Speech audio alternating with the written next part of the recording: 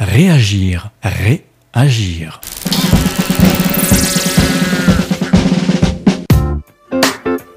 Selon un sondage IFOP réalisé en novembre 2016 pour le syndicat national des artistes tatoueurs, 14% des Français ont déjà été tatoués. Chez les 18-24 ans, cette proportion atteint même 26%. Le magazine Rété d'information Réagir Production est allé à la rencontre d'un de ces artistes de la peau, Christian Baron, qui officie chez Guichot, considéré comme le meilleur salon de tatouage de La Rochelle. Nous avons tenté de comprendre les raisons pour lesquelles les clients viennent se faire tatouer et la symbolique de celui-ci. Christian Baron nous expliquera dans la foulée sa manière de travailler et nous entendrons le témoignage d'une jeune cliente. Elle s'appelle Justine, qui n'en est pas à son premier tatouage. Les nouveaux appareils, tu vois, c'est vraiment silencieux, quoi. C'est beaucoup moins bruyant qu'une roulette de chez un dentiste. Oui, carrément. Et surtout moins bruyant que la machine traditionnelle, qui est un système complètement différent. Donc ça fait peut-être un peu moins peur aux clients. Un peu aussi. Ouais, et quand on tatoue dans des endroits comme le cou vers l'oreille, c'est un peu moins désagréable et pour le client. Et pour nous, à la fin de la journée, c'est un peu plus reposant aussi, de moins subir un bruit très répétitif et avec beaucoup de vibrations.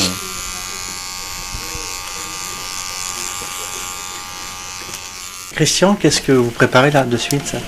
Alors je prépare un dessin ornemental pour le bras de Justine, qui va être dans un traitement plutôt dentelle. Voilà, c'est une fleur, un peu un genre de pivoine en fait, qu'on a adapté sur son bras. J'ai dessiné sur la peau, j'ai remis le dessin en propre et là on va faire le transfert à l'alcool. Voilà. Donc ça c'est la première étape. La première étape c'était celle de dessin avant. Là on est sur un peu la deuxième étape qui est celle de transférer un dessin sur la peau. C'est un moyen tatouage mais oui on le fait en une seule fois. Après on adapte selon on va dire la sensibilité du client. S'il peut tenir ou pas, quoi. Oui, parce qu'il y a une question de douleur aussi. Exactement, ouais, c'est un paramètre qui est important. Donc là ce tatouage, la première phase va durer combien de temps?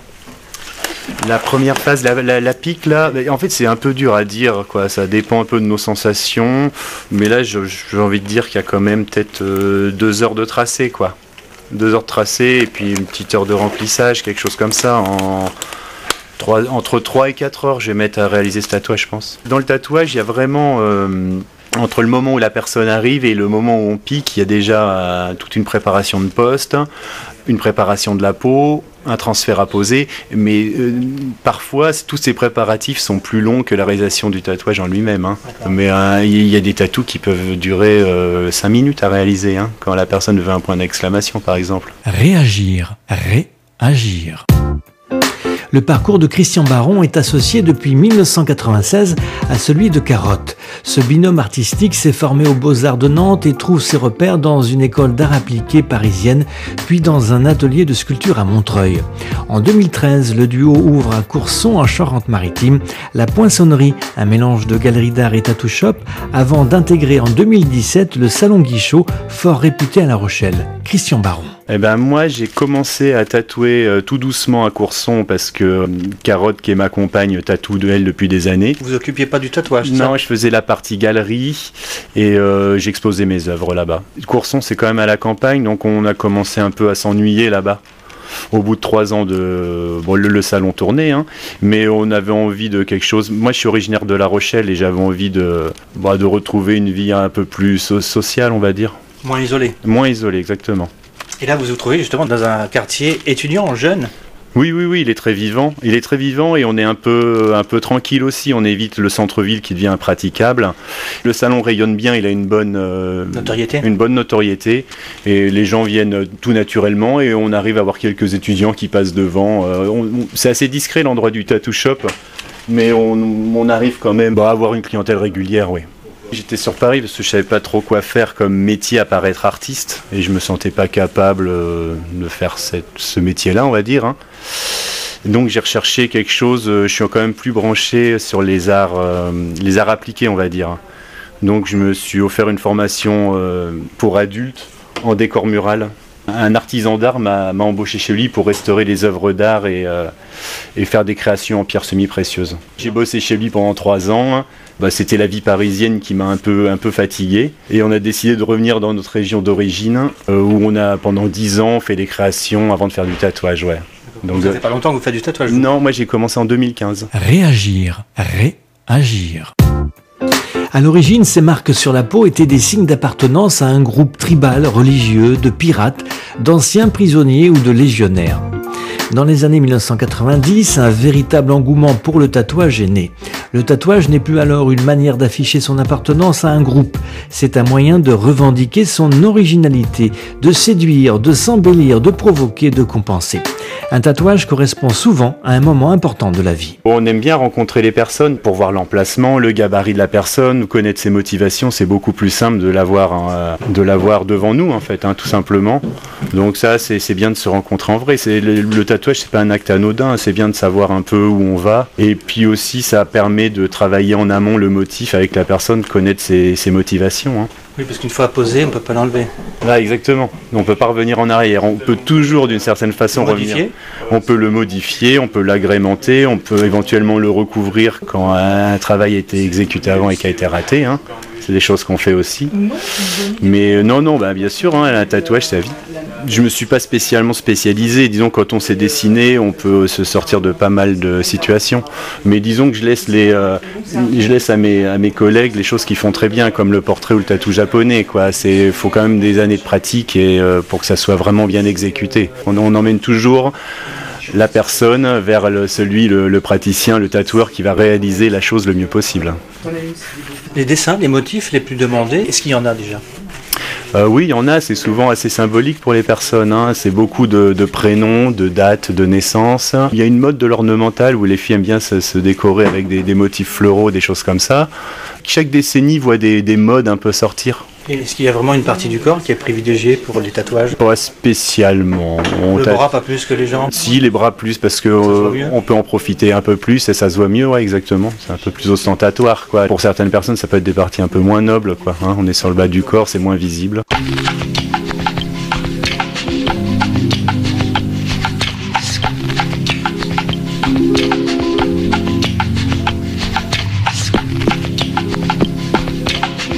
Entretien avec Christian Baron, tatoueur, au Salon Guichot de La Rochelle. Pour les grosses pièces, est-ce que là, on passe des journées entières ?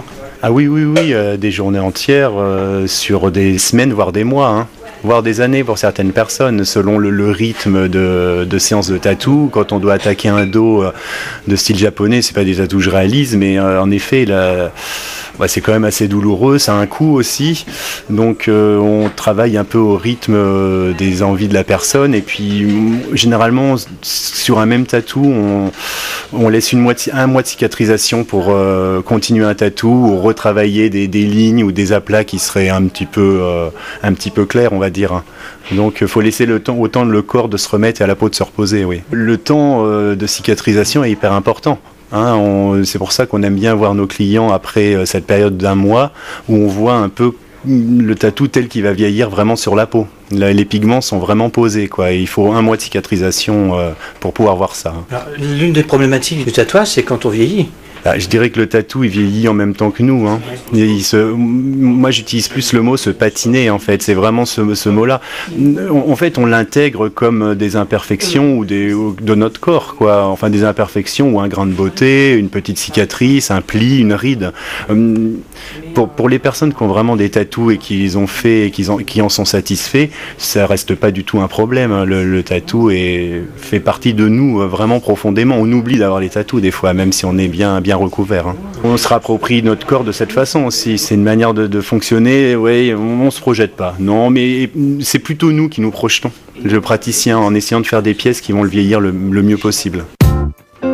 Quelles que soient les raisons qui amènent une personne à se faire tatouer, il est très important de garder à l'esprit que le tatouage est une modification permanente et indélébile. Il ne faut donc pas se lancer dans cette pratique sans y avoir correctement réfléchi auparavant. Alors Justine, pourquoi vous êtes assis dans ce fauteuil ? Tout simplement parce que je viens compléter mon tatouage. J'avais déjà fait un premier tatouage et en fait il avait été loupé dans un autre salon. Du coup je suis venue là pour le faire recouvrir. J'ai donné mes idées et ils ont redessiné le tatouage. Et vous avez choisi ce salon de tatouage comment ? De quelle manière ? Je connaissais des personnes qui étaient venues et elles étaient contentes, donc du coup j'avais plutôt confiance. Moi c'est surtout mon premier tatouage qui est symbolique parce que ça représente une date. Et j'avais besoin pour moi de l'ancrer dans ma peau. Réagir, Réagir. De nos jours, la méthode de tatouage la plus répandue est d'introduire l'encre dans la peau avec un dermographe, un appareil composé de fines aiguilles attachées à une barre au travers d'un canon électrique. Les pointes se déplacent rapidement de haut en bas et permettent l'insertion de l'encre entre le derme et l'épiderme. Quant aux encres utilisées, elles sont évidemment aux normes européennes. Christian Baron. À la boutique, on utilise un dermographe qui marche à l'électricité donc.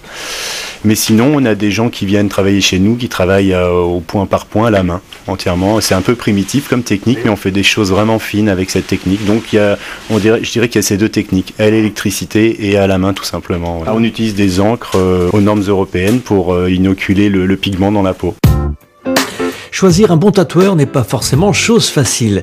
Sachez que le bon tatoueur, c'est d'abord celui qui fait des tatouages que vous trouvez jolis.